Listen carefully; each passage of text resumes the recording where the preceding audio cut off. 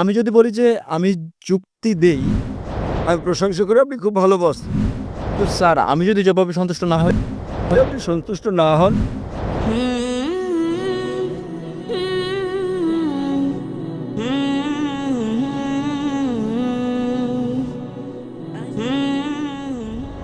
শুভ সন্ধ্যা doctor Zakir এবং যারা উপস্থিত আছেন।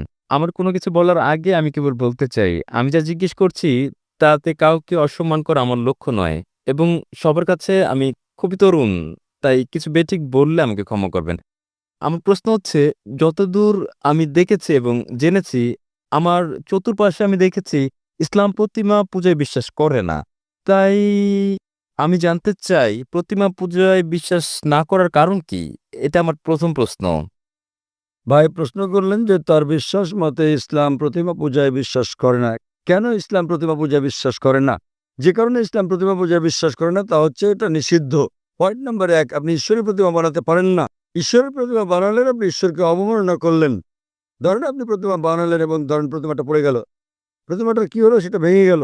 যদি প্রতিমা নিজেকে সাহায্য করতে না পারে, কিভাবে আপনাকে সাহায্য করতে পারবে?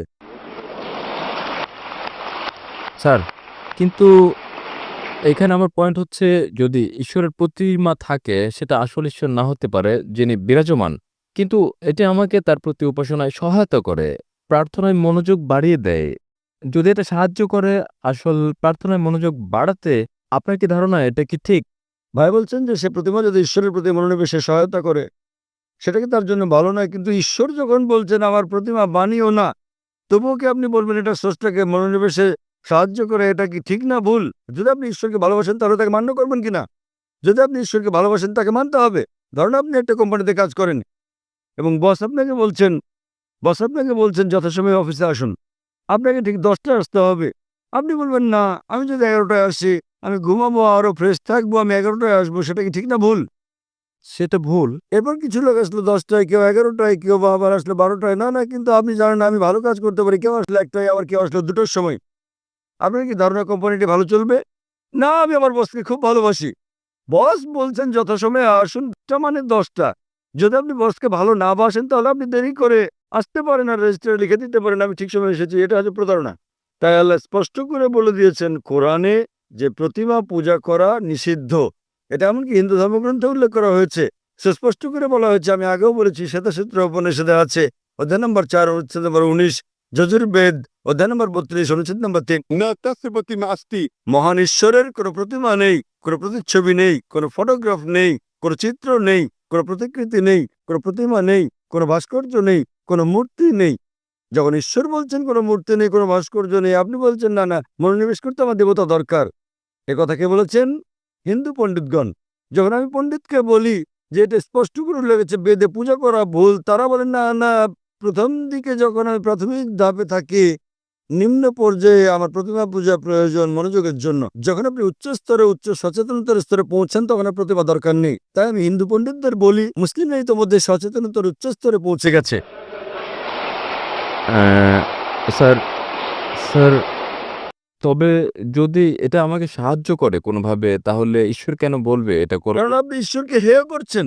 ধরুন আপনার বস বললেন 10টায় আসতে, না এটা আমাকে সহায়তা করে, আমি যদি 11টায় আসি শান্তি অনুভব করি, তাহলে আপনার বস আপনাকে বলবেন।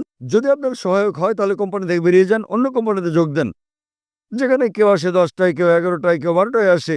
আপনি কর্মচারীকে বললেন 10টায় আসতে, ধরেন আমি কর্মচারী বললাম দুপুর 12টায় আসবো, আমি শান্তি অনুভব করি, এটা আমাকে ভালো লাগে, আমি প্রশংসা করি আপনি খুব ভালো বস। আপনি কি পছন্দ করবেন? প্রতিদিন আপনি বলেন আমার বস খুব ভালো, আমার বস খুব ভালো, আপনি তসবিহ জপেন, আপনার জপমালা, আমার বস খুব ভালো। অন্য কর্মচারীরা বিকেলে আসে, 2টোর দিকে আসে, আমার বস খুব ভালো, আমার বস খুব ভালো। বস বলবেন ভাই, আপনি আমার প্রশংসা বন্ধ করেন, সময় মতো অফিসে এসে কাজটা করেন। তাই আপনার ঈশ্বর, আপনার স্রষ্টা আপনার ধর্মগ্রন্থে আপনাকে বলেছেন, হিন্দু ধর্মগ্রন্থে, খ্রিস্টান ধর্মগ্রন্থে, মুসলিম ধর্মগ্রন্থে, প্রতিমা বানিও না। আপনি ঈশ্বরকে অবমাননা করছেন। এত ক্ষমতাবান ঈশ্বর, তার প্রতিমা বানাচ্ছেন। কে প্রতিমা বানাচ্ছে? কে বানাচ্ছে? মানুষ। তখন ঈশ্বর বলবেন আমি মানুষ জাতিকে বানিয়েছি, এখন মানুষই বানাচ্ছে আমাকে। কি বোকামি এটা! স্যার, কেন আপনি করেন না, না। যখন ঈশ্বর আপনাকে বলছেন প্রতিমার প্রয়োজন নেই, প্রতিমা ছাড়া ঈশ্বরের প্রতি মনোনিবেশ করো? স্যার, আমরা ঈশ্বরকে সৃষ্টি করছি না। আমরা যখন প্রতিমা গড়ি এবং আমি আমি ভাবি আমরা তাকে হেয় করছি না। যখন আমরা প্রতিমা বানাই এটা কেবলই তার একটি আকৃতি বানানো এবং আমার ধারণা এটা তারই অংশ বিশেষ যদি এটা সেখানে আপনাদের থাকে না। বেদে উল্লেখ আছে? স্যার আমি হিন্দু নই, আমি বেদে বিশ্বাস করি না, তাহলে কি আপনি খ্রিস্টান? আমি জৈন। জৈন। জৈনরা কি ঈশ্বরে বিশ্বাস করে? হ্যাঁ তা করে। আপনি কি আপনাদের জৈন মতবাদ জানেন? কে আপনাদের ঈশ্বর বলেন আমাকে? স্যার প্রভু মহাবীর। তিনি হলেন ত্রিতাঙ্কা, তিনি ঈশ্বর নন। আপনি জৈন মতবাদ জানেন না? স্যার আমি নাও জানতে পারি না। জৈন মতবাদ একটি নাস্তিক্যবাদী মতবাদ। জৈন মতবাদ একটি নাস্তিক্যবাদী মতবাদ। আপনি কি হিন্দু ধর্মকে জৈন মতবাদের সঙ্গে মিশ্রিত করছেন? স্যার আমি বলছি যে আমি হিন্দু নই। আমি জানি আপনি হিন্দু নন, কিন্তু আপনি জৈন হলে এবং আপনি বলছেন মহাবীর ঈশ্বর, আপনার জৈন গ্রন্থে কোথায় উল্লেখ আছে মহাবীর ঈশ্বর? তিনি হচ্ছেন একজন ত্রিতাঙ্কা, হ্যাঁ স্যার তিনি হচ্ছেন, তিনি ঈশ্বর নন। তাই তবে আমরা তার উপাসনা করি এবং অন্য সব তীর্থঙ্করদের মতো। কিন্তু তিনি ঈশ্বর তো নন। মহাবীর কি বলেছেন আপনাদেরকে তার উপাসনা করতে? না আমি এসব পড়িনি। আপনি জানেন না তাই আপনাকে বলছি। আপনারা জানেন না মহাবীর কি বলেছেন এবং আপনারা বলছেন মহাবীর হলেন তীর্থাঙ্কর। এটা কি আপনার কর্তব্য না যে মহাবীর কি বলেছেন তা খুঁজে বের করা? হ্যাঁ স্যার তাই।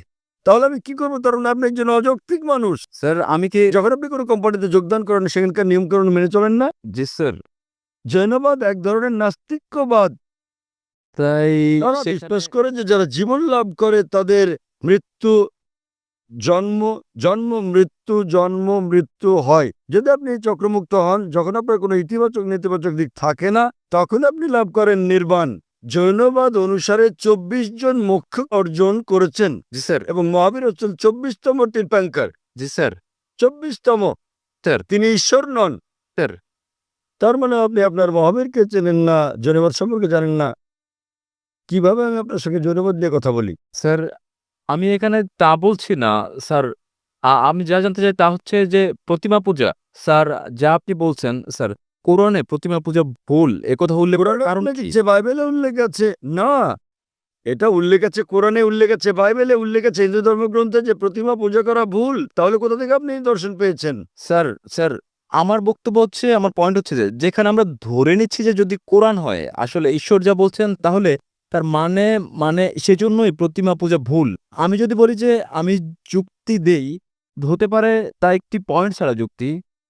তবু যদি আমি বলি যে কোরআন ঈশ্বরের বাণী নয় তাহলে কি আসল যুক্তি যে প্রতিমা পূজা ভুল? খুব ভালো, তাহলে আপনাকে বলতে হবে কোনটা ঈশ্বরের বাণী। যদি কোরআন ঈশ্বরের বাণী না হয় তাহলে কোনটা ঈশ্বরের বাণী বলেন আমাকে। স্যার আমি জানি না, তাই আমি জানি, আপনি আমাকে অনুসরণ করেন। যদি আপনি না জানেন তো শিক্ষককে জিজ্ঞেস করেন। একজন ছাত্র বলছে শিক্ষককে 2+2=4 নয়, শিক্ষক বললেন কত বলছে আমি জানি না। কিন্তু স্যার আমি যদি জবাবে সন্তুষ্ট না হই? যদি আপনি সন্তুষ্ট না হন তাহলে কারণ সেটাই। আপনি কি আমার আগের উত্তর কখনো শুনেছেন, আমার ভিডিও দেখেছেন? না স্যার এই প্রথম আমি আপনার বক্তৃতা শুনছি। আচ্ছা, আপনি কি আমার আগের উত্তর শুনেছেন যা আমি বিজ্ঞান সম্পর্কে এক নাস্তিককে বলেছি? আপনি কি মনোযোগ দিচ্ছেন? স্যার হতে পারে সে সময় আমি হলে ছিলাম না। আপনি কি সে উত্তরটা হচ্ছে, যদি আপনি না থেকে থাকেন আমি অনুরোধ করি আপনি যান এবং দেখুন আমার ভিডিও ক্যাসেট কোরআন কি আল্লাহর বাণী, আমার ডিভিডি। ওকে নামটা কোরআন বলবেন? কি নামটা কি আবার বলবেন? কোরআন কি ঈশ্বরের বাণী? কোরআন কি ঈশ্বরের বাণী?